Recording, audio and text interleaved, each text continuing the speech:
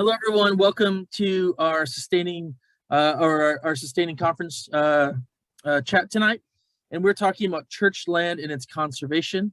And we are really lucky to have Hannah Malcolm and Tim Harris along with us tonight. Just a little bit about them, and I'm going to hand it right over to them. Hannah is a C of E ordinand and also studying for a PhD in climate grief, and has edited Words for the Dying World, which is a fantastic book. So check that out, and we're really happy to have Hannah with us. Hannah also runs a land group that I've gone to, and I'm sure it's open for others as well. It's been a fantastic group, kind of challenging how land is used, and I think that was one of the muse for this conversation tonight, because it's been a really, really wonderful group. And also, we're so glad to have Tim here, who has a PhD in biogeography, and is working. He's worked at Kew Gardens, which is amazing. As well, and is researching grasslands. So that's really interesting as well. So welcome to you both. We're so glad that you are here. And I'm going to hand it over to you now. So take it away. Thanks so much. I'm going to present first. And so I'll just share my screen.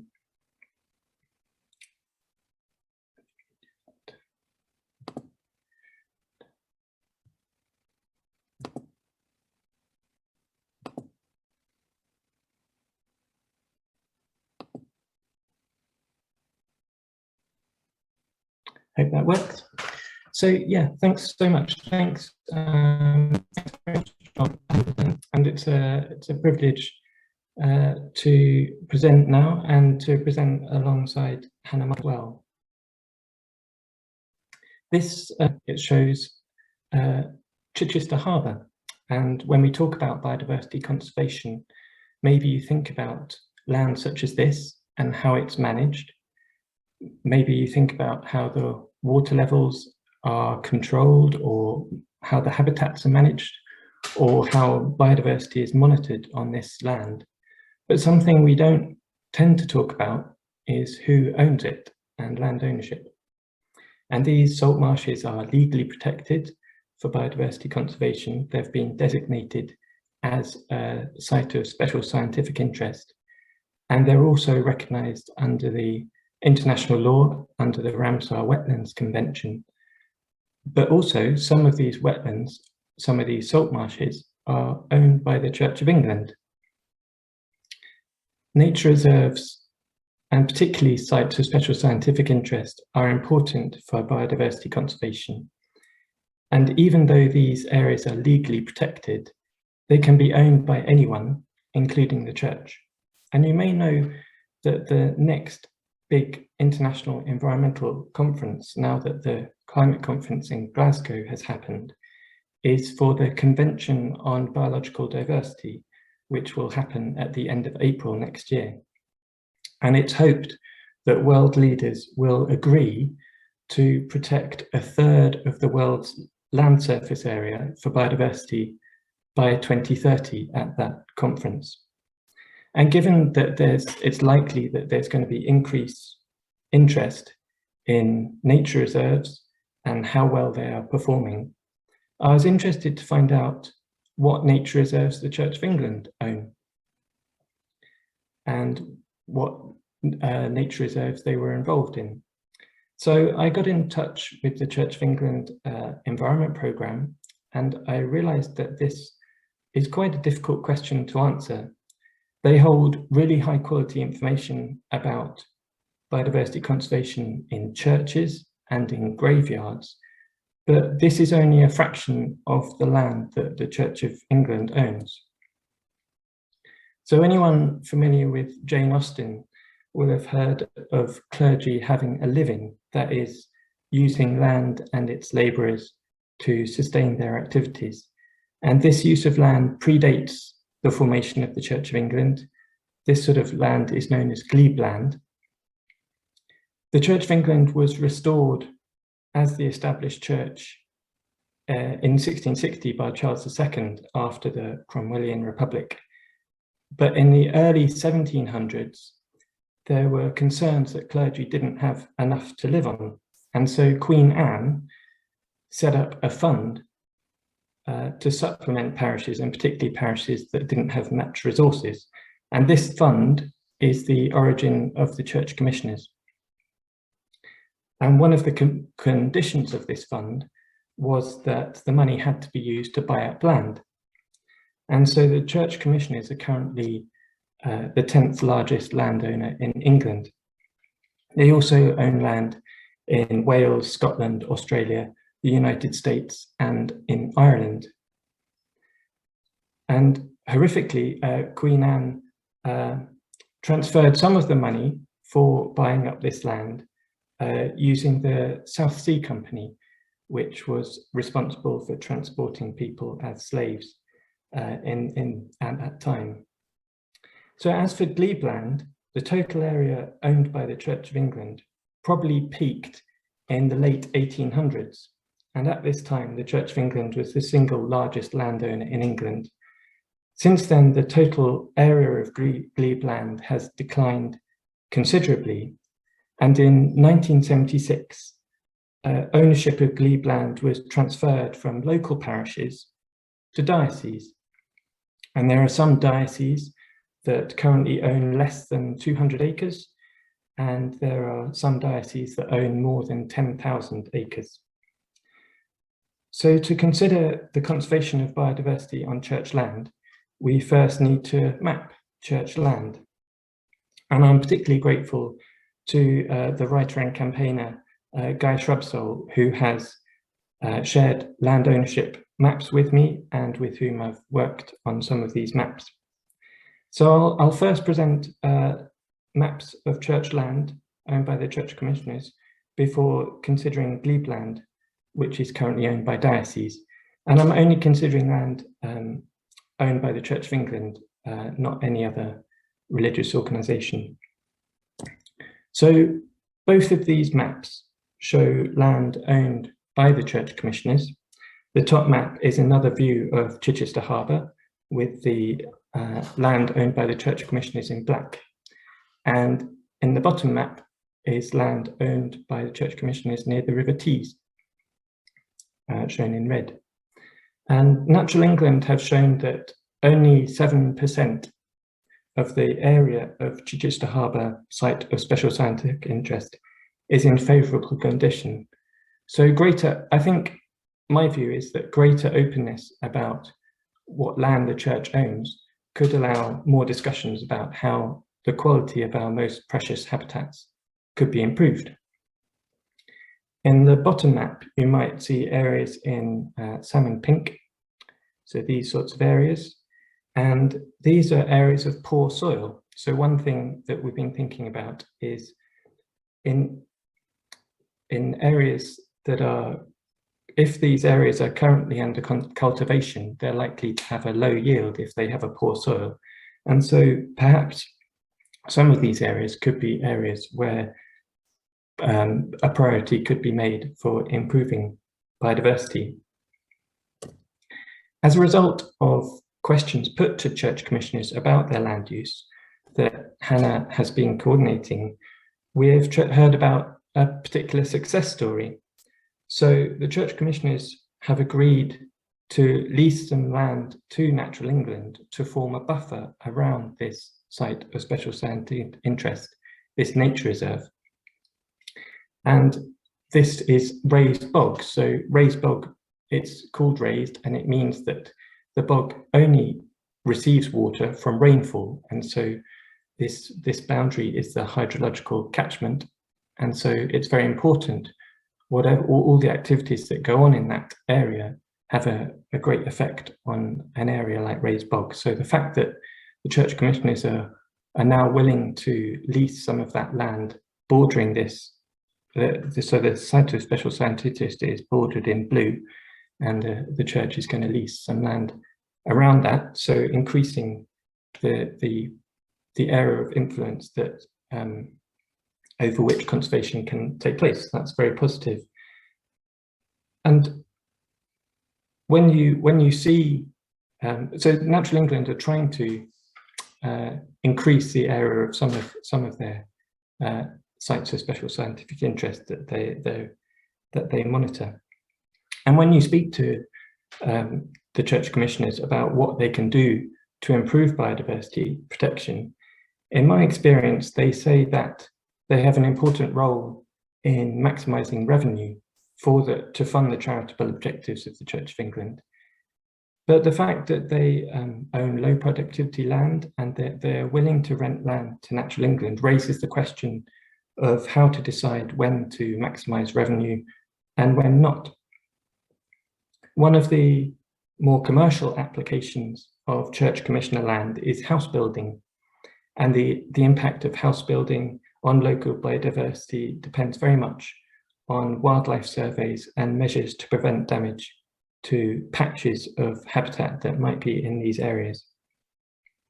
And being involved in the building of so many homes, the church also has a role in deciding how these buildings will be heated and insulated, and hence their contribution to climate destabilization.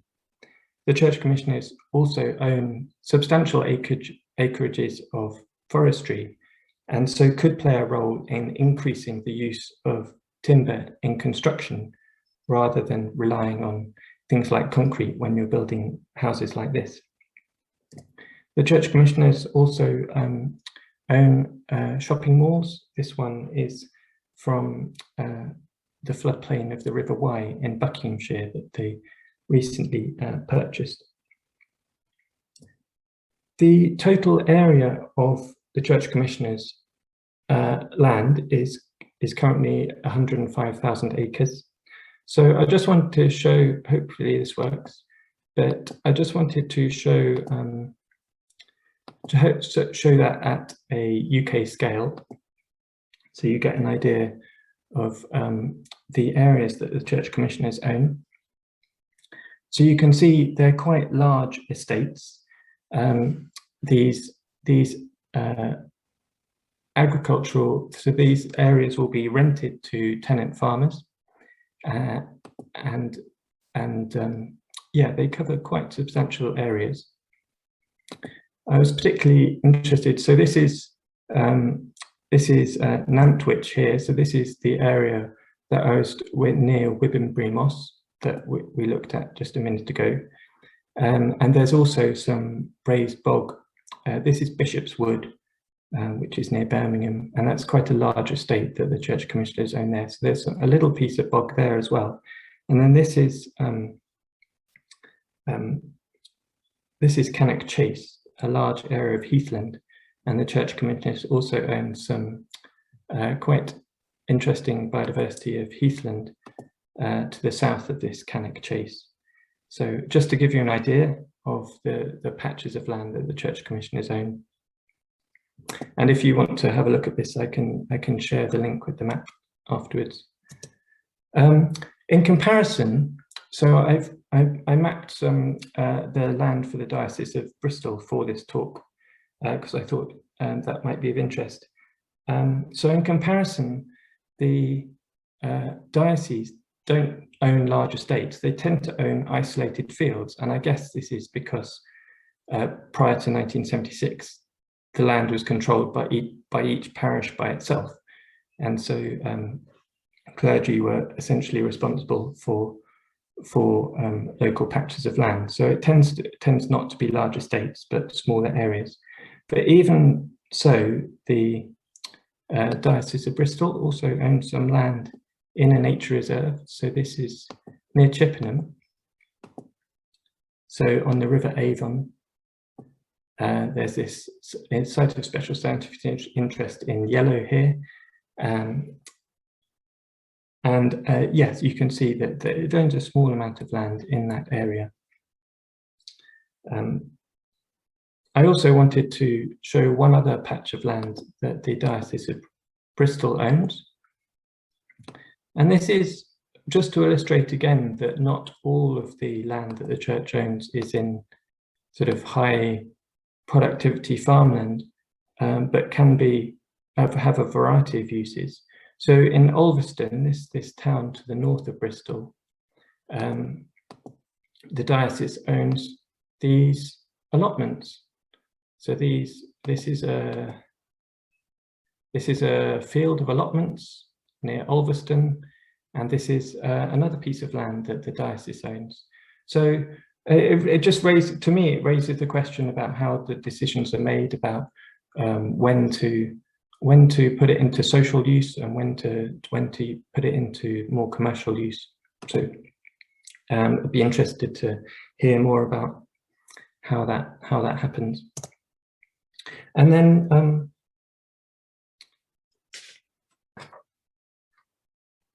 so as I said before, historically the clergy obtained part of their income from the land around vicarages, and this has been transferred to dioceses, and now it means that some dioceses own huge amounts of land that are farmed by tenant farmers.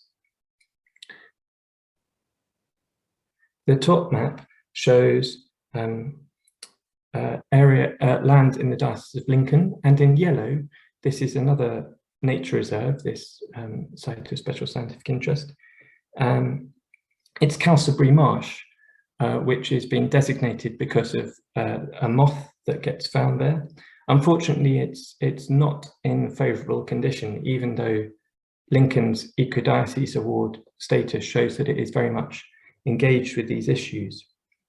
And this Calsbury Marsh also includes Lowland Grassland, and during the 20th century in England or in the UK, 90% of lowland grasslands have been lost. And species-rich grassland now covers less than 1% of UK land. And the charity Plant Life are calling for 300,000 acres of species-rich grassland to be restored in the UK by 2043.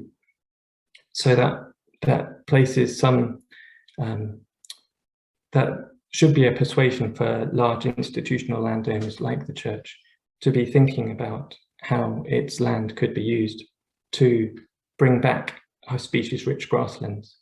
And globally, a third of the Earth's carbon is stored in grassland carbon sinks. So conservation organisations are very much aware that some nature reserves are too small, and this has led to calls for increased biodiversity outside protected areas. And to prevent a conflict with food security, land whose soil is too poor to be productive could be a potential site for biodiversity enhancement.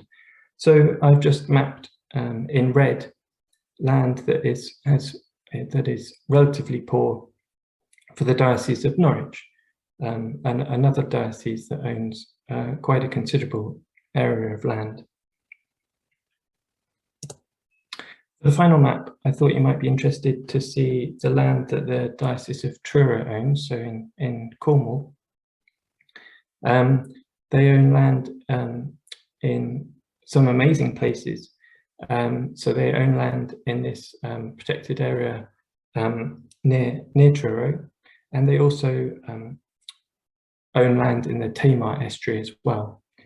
And I just wanted to show you, they also own land near Redruth, if I can get that.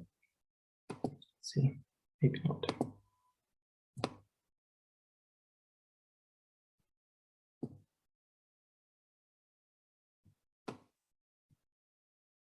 Yeah, so just quite an amazing small mining site.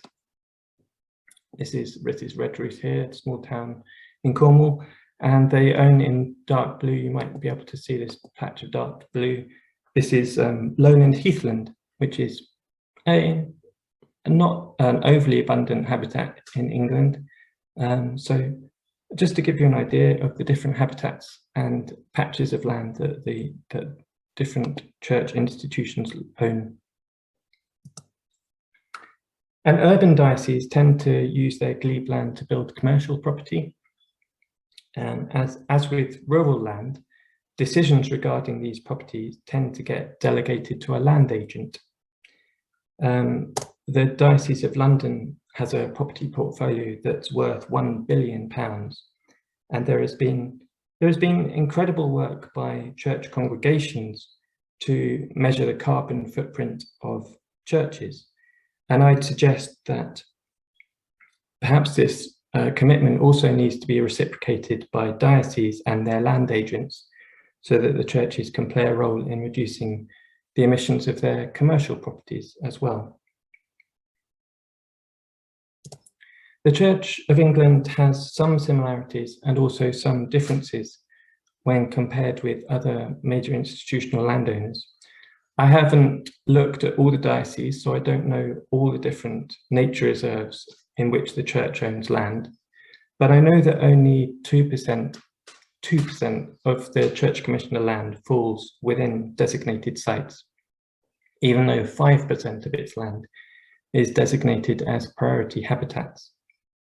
In comparison, so the Duchy of Cornwall, which owns huge amounts of land in the west of England, has about half of its land as priority habitat, and about a third of its land as sites of special scientific interest.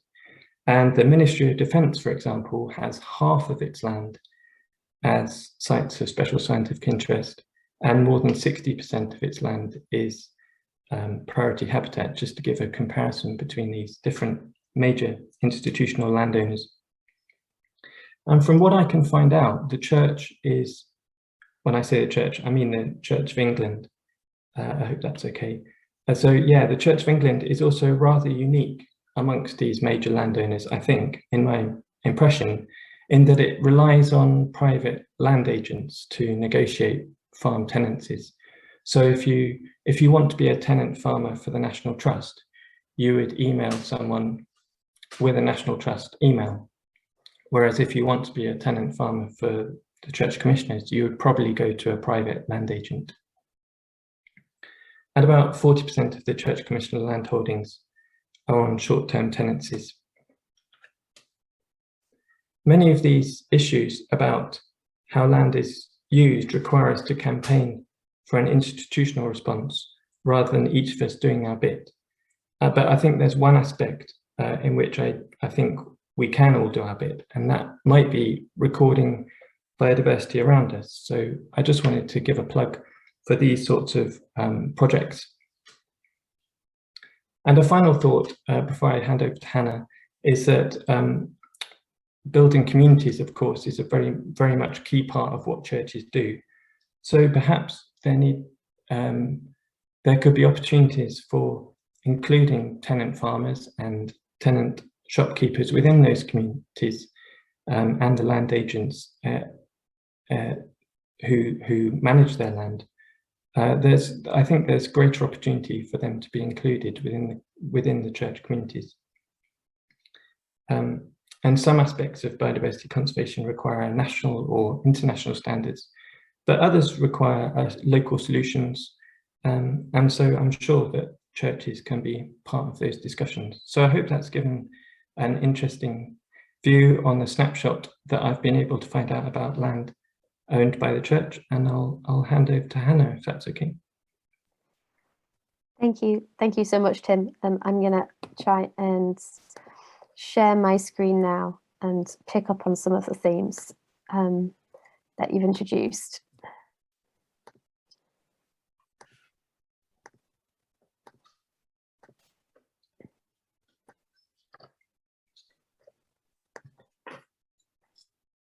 Great. All right, well, as was mentioned earlier by John, it's about 18 months ago now that I invited a small group of people who have an interest in Church of England land to meet regularly.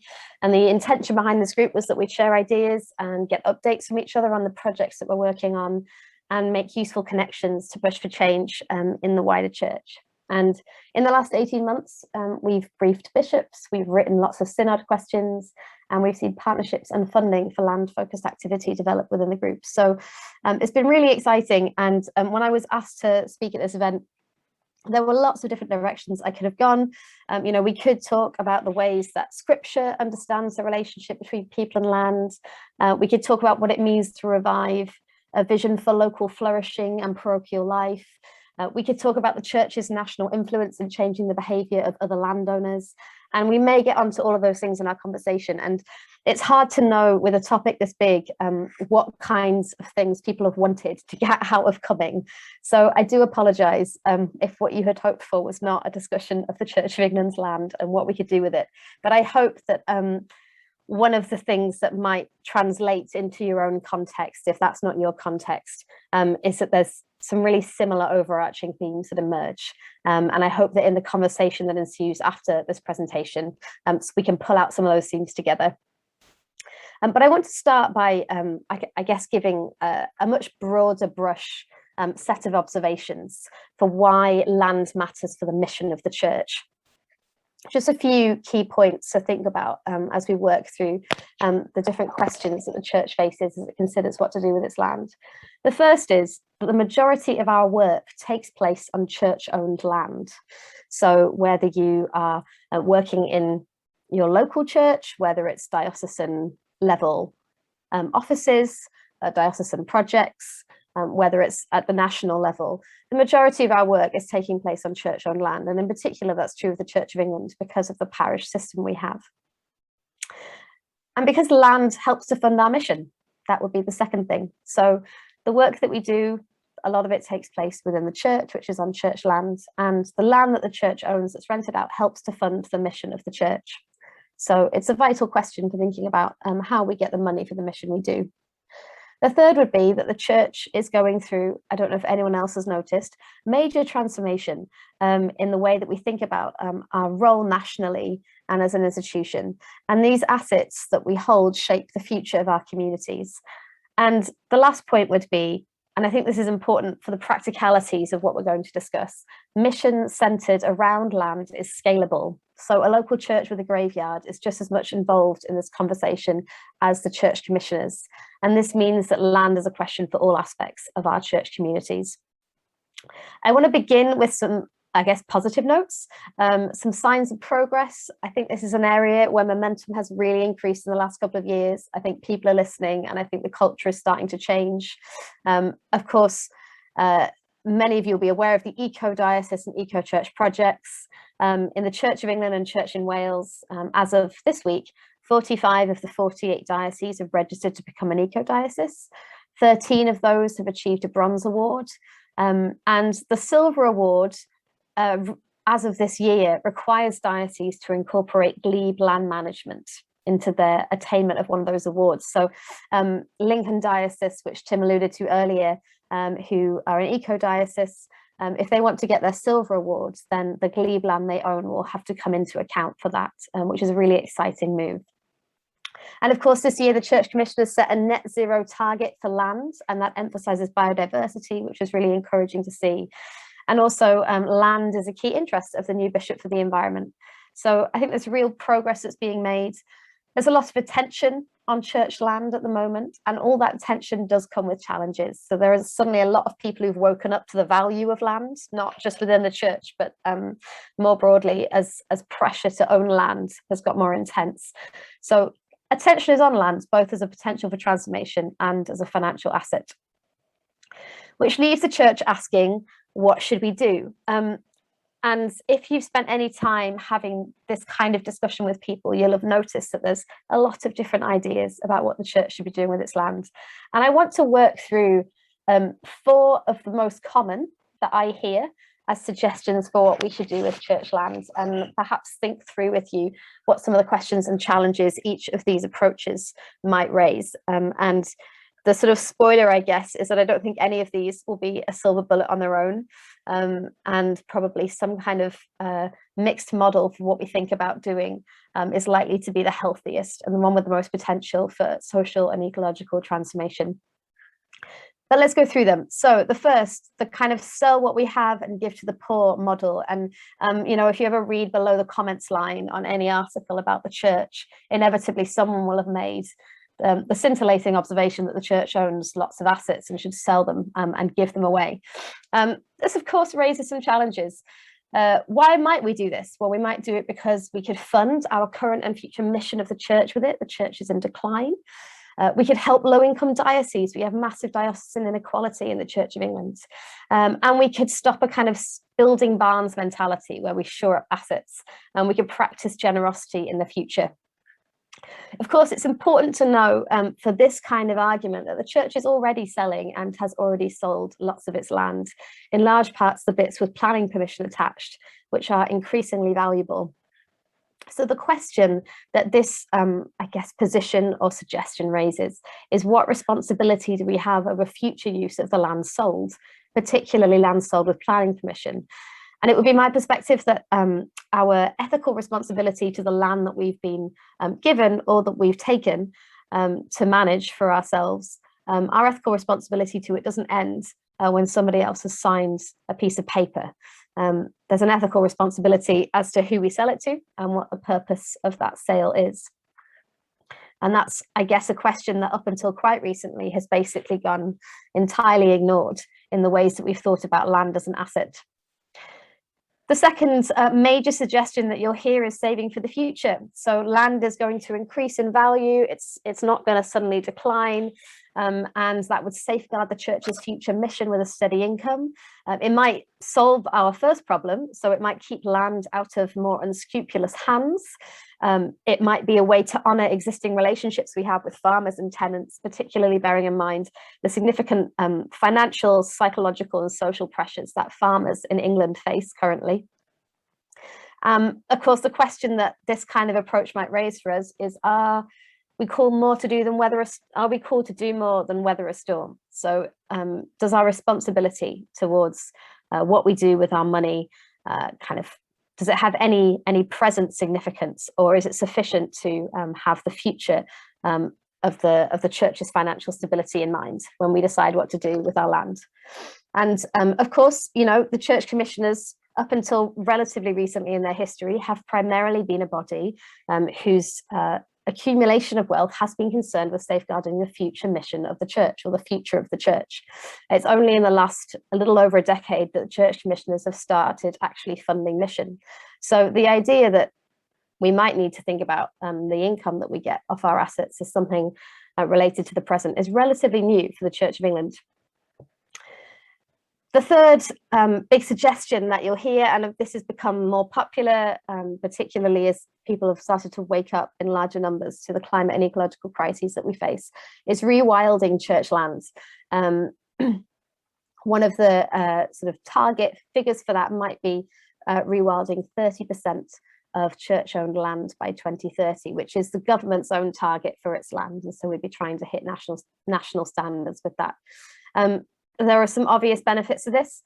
It's a huge carbon sink for our net zero target if we decided to start rewilding significant chunks of church land.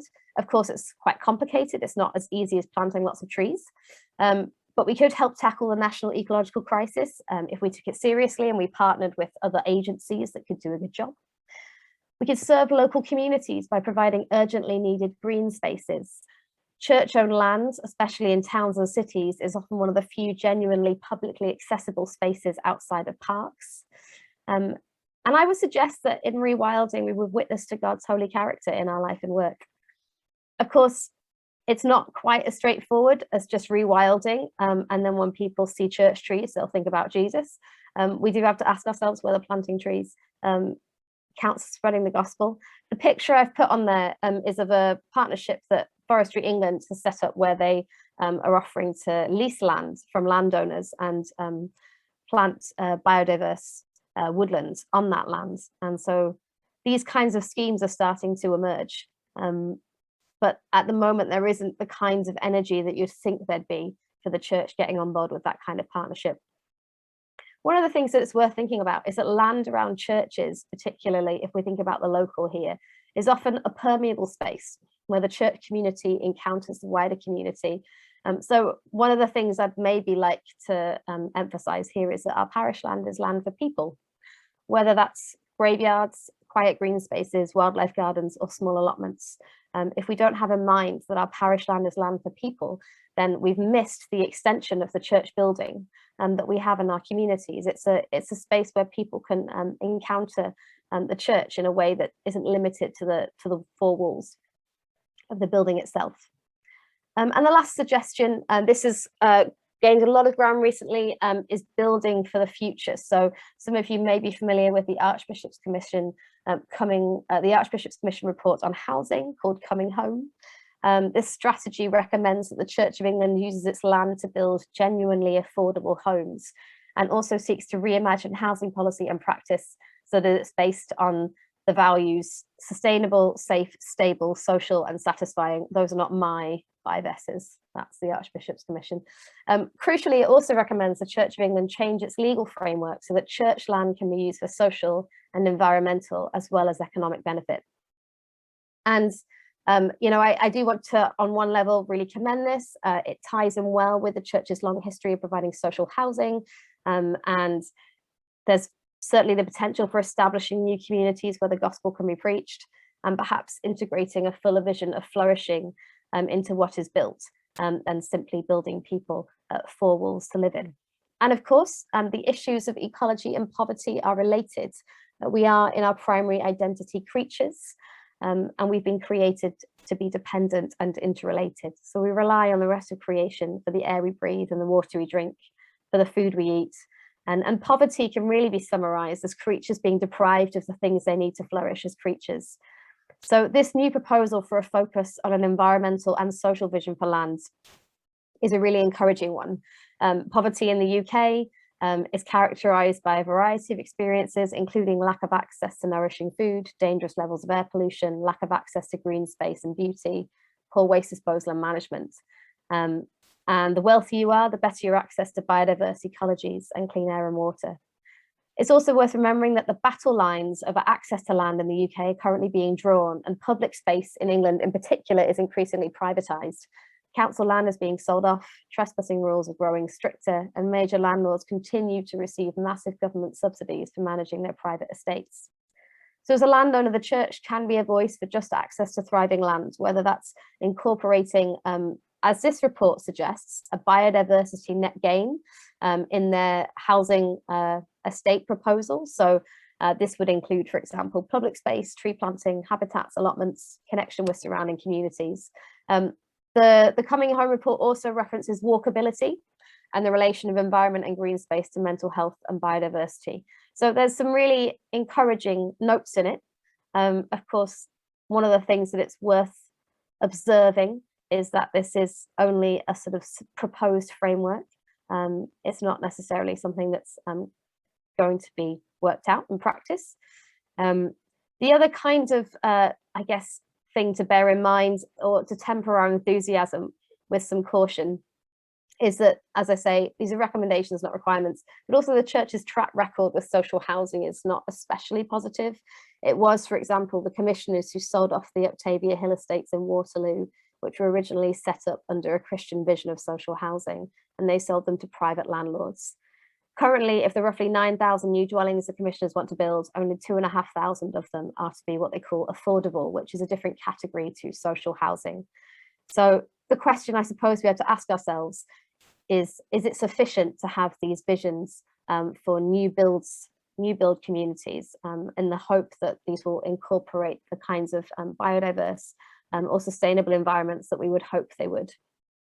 They have proposed that their biodiversity gain in these projects would be at least 10%, which is in line with the government's environment bill, though perhaps we'd also might like to push the church to set a higher target for its own land as it thinks about building new communities. So what kind of steps should we take? Well, one of the things about land is that transformation of even very small areas can have significant impact on the lives of creatures who live on it or near it. As I mentioned at the beginning, this is a scalable question. So unlike our financial assets, which usually require large sums to have significant impact when it comes to divestment or investment, even our churchyards can hold remarkable potential to create opportunities for creaturely flourishing. So our steps, I think, should be governed by the desire to see us all participate in positive collective actions together. That is, actions which invite collaboration and restore and protect life. In particular, I would want to encourage the church to pursue partnerships with organizations outside of the church who have a passion for protecting and restoring land. I think it's real potential that we've in some ways missed in the past to make the most of those kinds of partnership opportunities, and particularly as the church tries to, I guess, reimagine its role as a national institution. And maybe some questions to take away with you as you think about this. Do you know what land your diocese, or perhaps that's your, if you're not the Church of England, your denomination, do you know what land they own? And do your glebe committees, that's the land your diocese owns, and your environment committees speak to each other? Is that something you can find out? Do they have conversations with each other? Are they aware of each other's existence? Another question might be, if you have land around your church, does the church have a vision for it that you're aware of?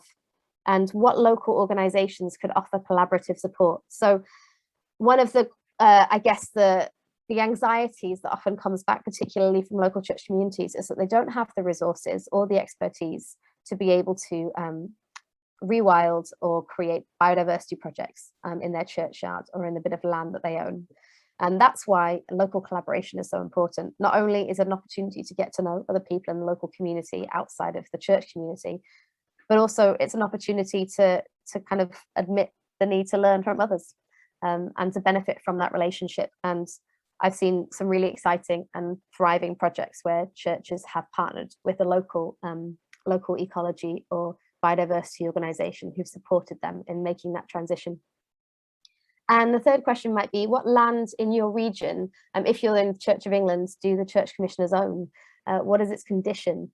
And should that kind of question be raised at synod? I want to close with a couple of, I guess, brief reflections about where we might take our thinking about this. The Church of England has announced that it wants to begin a journey to net zero and has proposed, in the last year or so, this vision for affordable and beautiful and sustainable homes. And there's also a considerable amount of reimagination going on about the mission of the church in the middle of this period of social and ecological and political breakdown. And the land on which we dwell and for which we are responsible remains a core meeting place for these concerns. So I want to suggest a couple of different ways we might reflect theologically on this. And the first is a line from one of the Eucharistic prayers that we pray as a reminder of what worship involves. And it says, "It is indeed right, it is our duty and our joy, at all times and in all places, to give you thanks and praise, Holy Father, Heavenly King, Almighty and eternal God, through Jesus Christ, your Son, our Lord." It is both the duty and the joy of the church to give God praise in all the times and all the places we are given. God's abundant goodness is reflected in the land we share with other creatures, both human and non-human. And these gifts make demands of us. They demand careful attention to the variety of communities and ecologies over which the church has direct responsibility, whether that's housing or woodland or marshland or commerce or farmland. Each of these kinds of lands has its own integrity as a place where the mission of the church can be realized and where the distinctive witness of the gospel of Christ can and should be made visible. And my second reflection is related to the first, and it's that we are called to make our worship holy. And to borrow the words of the Apostle Paul, we must not be conformed to the pattern of this world, but be transformed by the renewing of our minds. One of the things that I think is becoming increasingly clear as the church begins to change its attitude towards its land is that up until very recently in its history, the land that the church has owned in this country, and this isn't to speak for the whole of that history, but certainly the last few hundred years, has essentially been treated as a kind of dead asset, with little more to say about it than its financial value. And as the church, there's a certain amount of repentance that has to be done for that. And we've allowed ourselves to be conformed to the pattern of this world, to a pattern that speaks in the language of assets first and foremost. It's a pattern of death rather than life. But as a church, we've been entrusted with a story which is of life and restoration for the whole of creation, which we declare belongs to God and not to the powers of this world. I think it's also worth remembering as we think about the mission of the church and the role of land in thinking about our mission, that throughout the church's history, her revival, which is again apparently a live question as to whether the church can expect one or not, it has always been preceded by and infused with a longing for holiness. We can see that in some of the great revivals in the Church of England, both evangelical and Anglo-Catholic, a resistance of greed, of selfishness, of violent thought, of speech and action. We might think about the Methodist revival. But the Spirit is not constrained by us. And if we will not be made holy, if we refuse to worship our Creator in the whole of our lives together, then the Spirit will not rest on us. And the Spirit will find other places to go and other work to do. And so I want to leave you with this question. What does it look like if for land and the way we treat it to not be conformed to the pattern of this world? What would a holy vision for our land be? And what are the things that hold us back from pursuing it as a church? I'm going to kind of leave it there because I'd like to have more time for discussion if I can. But thank you very much for listening.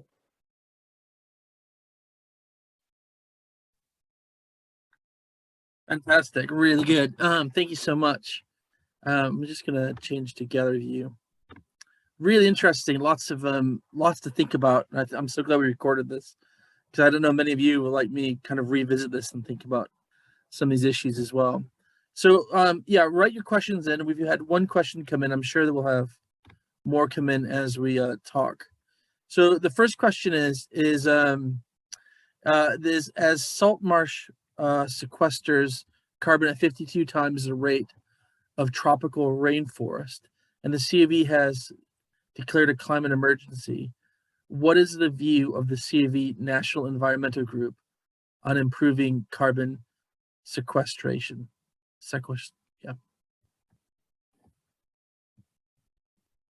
Well, I've just been asked to join the Church of England Environment Working Group, so I'll ask them on Thursday when I'm going to my first meeting with them.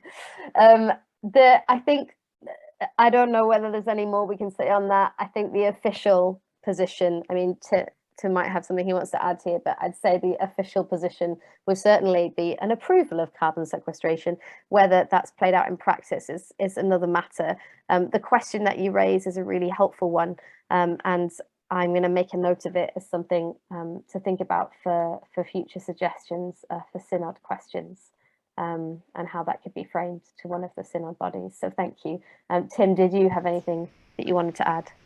I was just thinking that just in relation to the salt marsh in Chichester, I think we did put in a question about, because the Natural England want to massively increase the salt marsh there.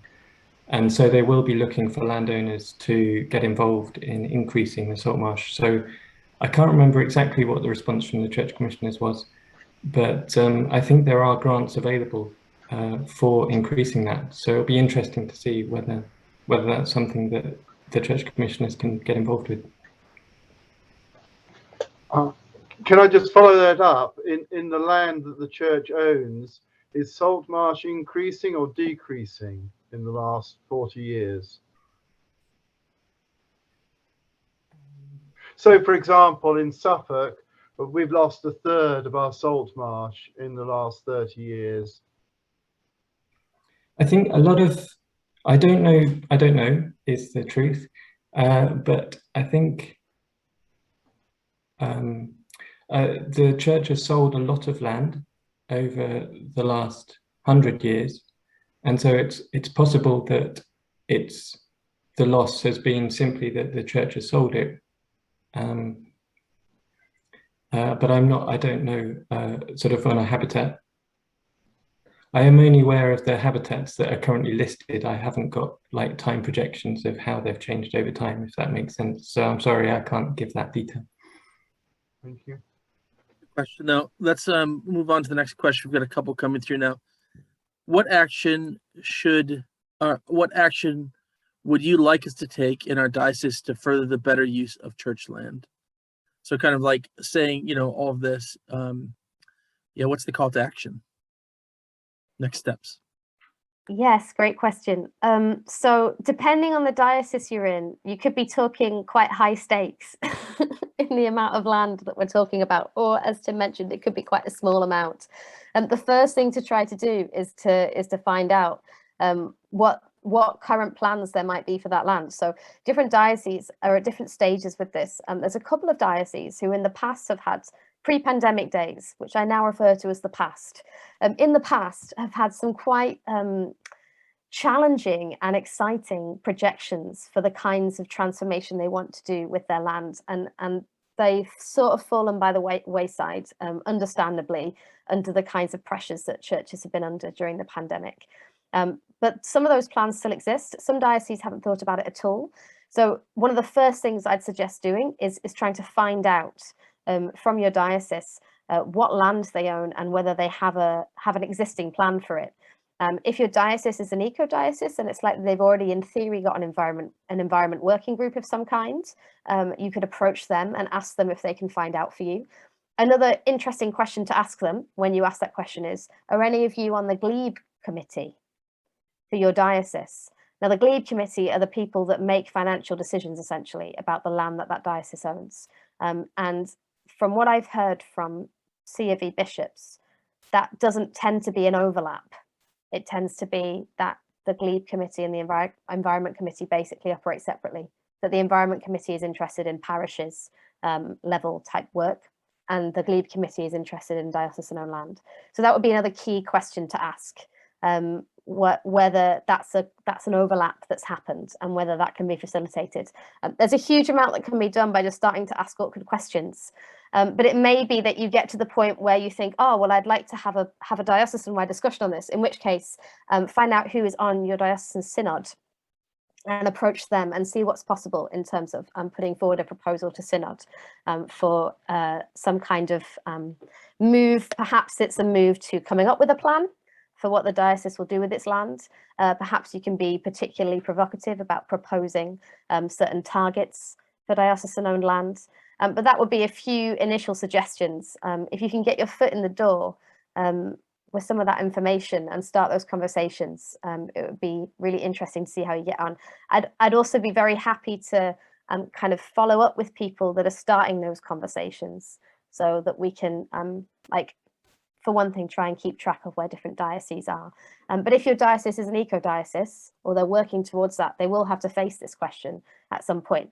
So it's one that you can certainly ask. Tim, did you have things you wanted to add that I've missed there?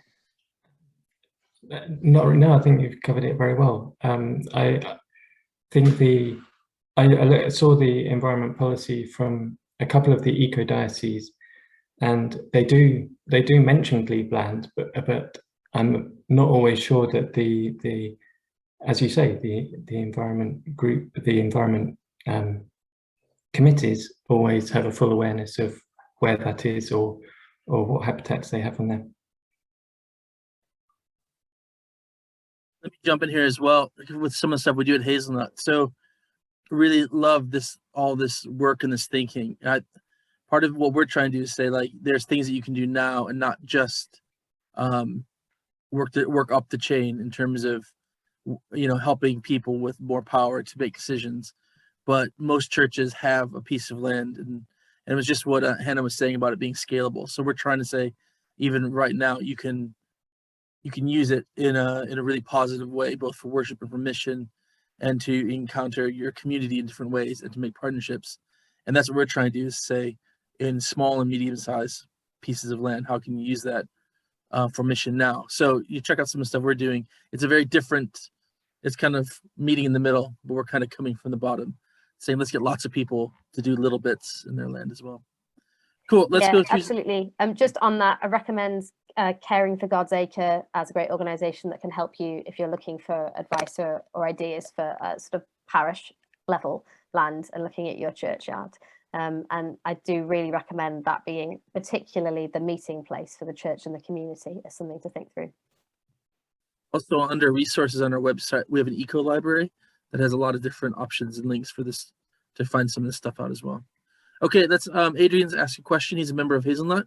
Bristol, great presentations. Are there any recent examples of churches or church groups acquiring land for conservation or mission?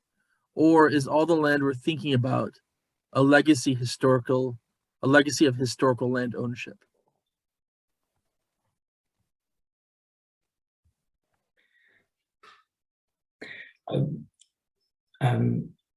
it's definitely true that so for church commissioners, definitely buy and sell land it's not fixed. They are buying and selling land, and so the land that they own, the different patches of land that they own will change. I'm not aware of particularly focusing for conservation, but I don't know, Hannah, do you know of any examples of that? I wish I did. That would be so exciting, wouldn't it? To give you an example. I can't think of any. That doesn't mean they don't exist. We're a very big church, and it may be that it's out there. I haven't come across anything. The projects I know of that have sort of started conservation or mission projects on bits of land have been using pre-existing land owned by churches. Though I also don't want to rule out examples where church communities have partnered with a local group who are working on non-church owned land. So we don't have to own the land in order to partner with local people to do good things on land. And obviously I'm really interested in what we do with the land we own, but I'm also interested in the visible presence of Christians amongst local people who want to do good things with land that might be council owned. So yeah, I'd not want to limit it in that sense, but I can't think of any specific examples of churches buying land in order to transform it. But it may exist. And if it does, please let me know about them. Another thing, Adrian, is in book Feral, it's not Christian, but there's a really good example of an individual organizing people to buy up lots of land in Scotland for conservation. It's really, really interesting. So something for us to aim for. Cool. Yes, okay, Jeremy. They've just bought a big swathe of it. I chipped in a few quid for it. There's been a huge landmine project in Scotland. It's very, very heartwarming. I recommend doing it. Amazing. I mean, something, yeah, it's like, it's a great idea, actually. We should be doing that. Okay, Jeremy. Oh, sorry. Sorry. Just one thought on that. I think those projects are great. I think also, I mean, one of the reasons why there are things like sites of special scientific interest is that conservation shouldn't always need to rely on who owns it. Sometimes the conservation should be monitored and nurtured irrespective of who owns it. I just wanted to throw that in. Here's another question from Jeremy, who's one of our partners who runs a community garden in St. David's in Wales. Fascinating talks. Thank you. I'm in Wales, but at least for England, as these talks mainly refer to there, who would be your first point of contact to find out what land they own? And if they don't reply or aren't keen to share, is there any equivalent of the Freedom of Information Act to get info? So how about this for Wales? So finding out who owns what land. So land registry, I should know whether land registry covers Wales, and I can't off the top of my head think. But yeah, so for a charity, like most of the church institutions, their land will be listed. Any charity, their land will be listed publicly in land registry. And so to extract that, you'll see a spreadsheet of all the different buildings and plots of land that a charity owns. And so that's one way of finding out. Yeah, that's if finding out from that avenue of land registry is a start. Yeah, and if more ideas, then yeah, do get in touch and can help you find different ways as well. If it's a particular diocese, I mean, I think it's also, I mean, absolutely look at the land registry. It is worth approaching them to ask, you know, as a concerned member of the church who is interested. I think it's a perfectly legitimate question to ask. It's not always the case that dioceses, you know, I don't even want to give the impression that it's usually the case that dioceses are trying to hide the land they own or keep it a secret. Often it's just not really known. So it's only very recently that the church has digitized the land that it owns. Up until quite recently, it relied on paper records. So that's worth bearing in mind, that if you approach a diocese, it may be that the person you ask simply doesn't know who they would ask about that, but it should be information that they hold somewhere. And in theory, it shouldn't be secret. So it should be on a land registry. And if there are particular questions you have about it, it's also worth, approaching a diocese and asking. And it may mean that way you get to find the person who does know, and they might be a really useful contact to have in having conversations about what the church plans to do with it. The other thing I'd say, in a similar note, just as it's not that they're deliberately trying to hide what land they own, it's not the case that they deliberately haven't got exciting plans for it, or that they're deliberately trying to be grasping in their use of land. Often it's just not been a thought about question. It's very recent that this has been a question that's been a live question for the church. So my recommendation is to approach with good faith, basically, to assume best intentions from whoever you're asking, to assume that it's a question of ignorance or indecision, rather than that they're trying to use land in a particularly greedy way, or that they're deliberately hiding it from you. But it is definitely worth asking and seeing where you can get to. Your diocese should be able to help you with that, and if they can't, you might prompt some useful questions for them internally about where that information is held. Jeremy, you can feed that back, whatever you find through me as well. I'd be really interested. Great. So we've got about 5 minutes left, and I've got 3 questions. So let's see if we can crack through the last 3 questions. Yeah. So from Scotland, we have a question: what is an ecodiocese, and are any graveyards used for eco purposes? Yes, this is a good question. So ecodiocese is one of a range of different umbrellas that comes under the Eco Church umbrella. So Eco Church is something that's set up by Arusha UK, which is a Christian conservation charity, and it's basically a sort of award scheme for churches where you try and meet different criteria to do with buildings, worship, the community, the church's community, the way that you use your land, a range of different targets, and you get awarded bronze, silver and gold for them. They've also expanded the Eco Church thing, not just for an individual church, but they have Eco Diocese, Eco Circuit, Eco Congregation. So depending on the denomination you're in, there will be an Eco Church for you. So it's very easy to find out on the Arusha Eco Church link, and I'll put that in the chat. So you've got it. There's an online survey you can do to see where your church is currently at, and to see what steps you might need to take in order to be able to get an Eco Church award. It's designed to be really accessible, and it's designed to treat every church differently. So, if you're a grade 1 listed building, you're not going to be able to install some exciting new insulation.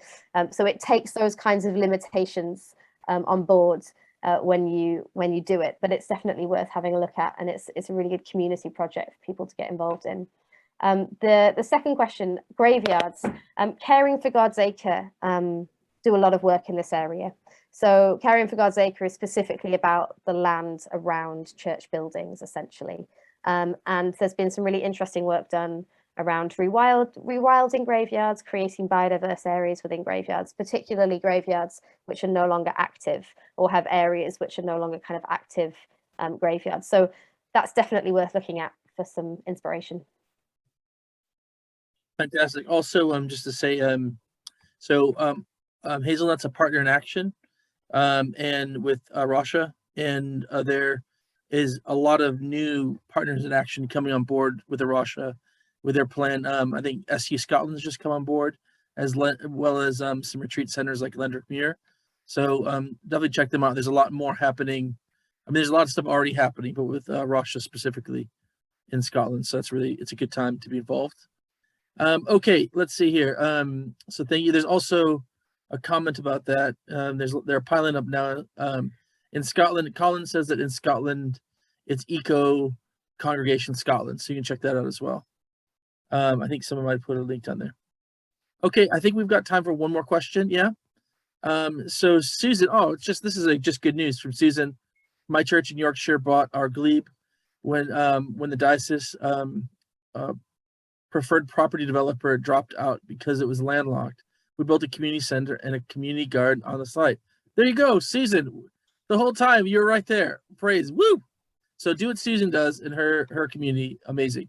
Okay, last question. Susan, will you put, if you've got a link for your church or a link to a news piece about it or anything at all, if you'd put it in the chat or maybe just send it to John, I'd really love to find out more about that and to, you know, make a lot of noise about it to encourage church leadership to take that kind of model seriously higher up the chain. That's really exciting.